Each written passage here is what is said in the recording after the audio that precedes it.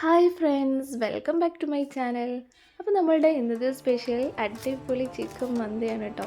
അതും വെറും 15 മിനിറ്റ് കൊണ്ട് എങ്ങനെ തയ്യാറാക്കാമെന്ന് നോക്കാം. അതിനായിട്ട് ആദ്യം തന്നെ ചിക്കൻ ഫ്രൈ ചെയ്തെടുക്കാനുള്ള മസാലയാണ് കേട്ടോ തയ്യാറാക്കാൻ പോകുന്നത്. അതിനായിട്ട് ഒരു തക്കാളി, 2 പച്ചമുളക്, ഒരു പിടി മല്ലിച്ചപ്പ്, കുറച്ച് കറിവേപ്പില, ചിക്കൻ മാഗി ക്യൂബ് 1. എന്നിട്ട് നമുക്ക് നല്ല പേസ്റ്റ് രൂപത്തിൽ മിക്സിയിൽ അടിച്ചെടുക്കാം.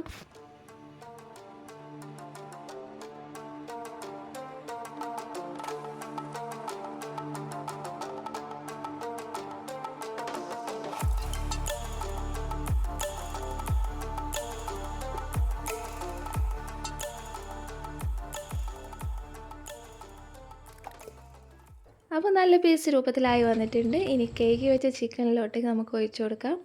എന്നിട്ട് 1/2 ടീസ്പൂൺ മഞ്ഞൾപ്പൊടി, 3/4 ടീസ്പൂൺ കുരുമുളക് പൊടിയും, ചിക്കൻ മന്തി മസാല 1/2 ടീസ്പൂണും, കാശ്മീരി ചില്ലി പൗഡർ 1/2 ടീസ്പൂൺ, ഉപ്പ് പാകത്തിന് നിങ്ങൾ ചേർത്ത് കൊടുക്കുക. ഞാൻ ഇവിടെ 3/4 ടീസ്പൂണാണ് ഇട്ട് കൊടുത്തത്.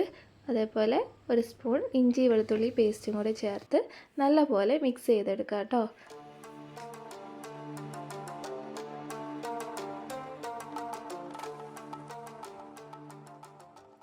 ഇനി ഒരു 5 മിനിറ്റ് റെസ്റ്റ് ചെയ്യാൻ വെക്കാം കേട്ടോ നമുക്ക്. ആ സമയം കൊണ്ട് നമുക്ക് ചോറ് വെക്കാം. അതിനായിട്ട് സെല്ല ബസ്മതി റൈസാണ് ഞാൻ എടുത്തിട്ടുള്ളത്.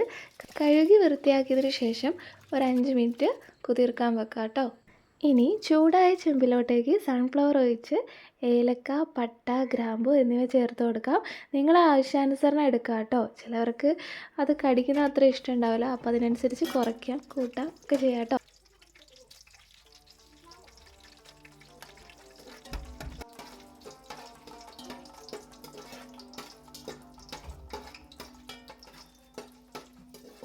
ഇനി ഇതിലേക്ക് ചിക്കൻ മാഗി ക്യൂബ് 2 ചേർത്ത് കൊടുക്കുന്നുണ്ട് കേട്ടോ. ഇനി ഇതിലേക്ക് 1 കപ്പ് അരിക്ക് 2 കപ്പ് വെള്ളം എന്ന തോതിൽ ഒഴിച്ചു കൊടുക്കുന്നുണ്ട്. എന്നിട്ട് പാകത്തിന് ഉപ്പും കൂടെ നോക്കിയിട്ട് ഇട്ട് കൊടുക്കാം.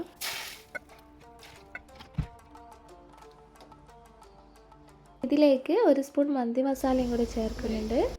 വെള്ളം തളിച്ച് വരുമ്പോൾ നമുക്ക് കുതിർത്ത് വെച്ച അരി അതിലേക്കിട്ട് ഇളക്കി നമുക്ക് മൂടി വെക്കാം കേട്ടോ.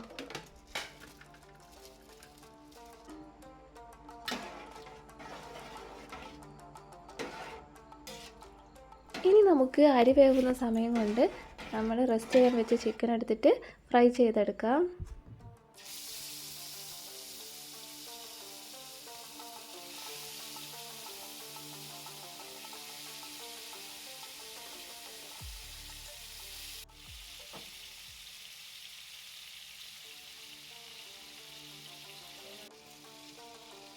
അപ്പോൾ നമ്മുടെ ചിക്കനും റൈസൊക്കെ ഇവിടെ സെറ്റായി കഴിഞ്ഞിട്ടുണ്ട്. ഇനി നമുക്ക് റൈസിലോട്ടേക്ക് ഇട്ട് കൊടുത്തതിന് ശേഷം ഒരു 1-2 മിനിറ്റ് നമുക്കൊന്ന് ആവി കൊള്ളിച്ചെടുക്കാം കേട്ടോ.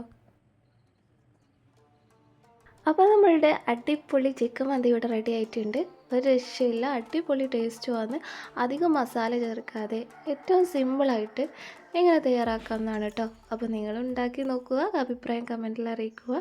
കൂടെ തന്നെ ഈ ചാനൽ ഒന്ന് സബ്സ്ക്രൈബ് ചെയ്യാനും ബെല്ലൈക്കൺ അമർത്താനും ഷെയർ ചെയ്യാനും ലൈക്ക് ചെയ്യാനും മറക്കല്ലേ.